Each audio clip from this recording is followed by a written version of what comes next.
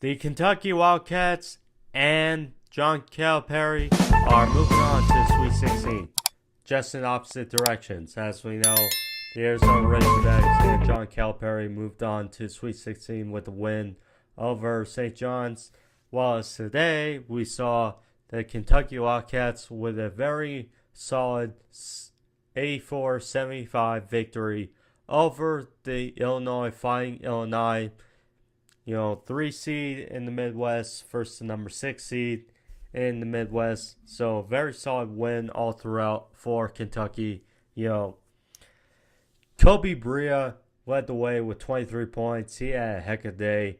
Lamont Butler, despite his shoulder issue, he still put together a solid 14 points. And of course, Owe, 15 points. This almost got out of hand early. It was 25-13 in the first quarter or first half for Kentucky.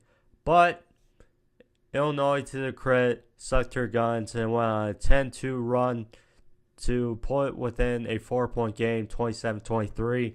But then Lamont Butler spoiled whatever momentum they had at that point. He had a three-pointer, and then it was off and run from there. But still, Kentucky or Illinois hung tight. It was a 5-point game at half, 37-35.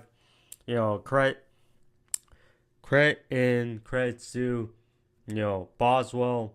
He had 23 points. Ivacek, 19 points. They did their job. Sorry for butcher's name. But yeah, Illinois just felt outmatched and outpaced this pretty much the whole game. The lead was as much as 16 in the second half for the Wildcats. Illinois, credit to them, kept fighting for pride and kept hustling, but ultimately it wasn't enough. And Illinois, after a solid win over Xavier in the opening round, fall to the Wildcats and sent home.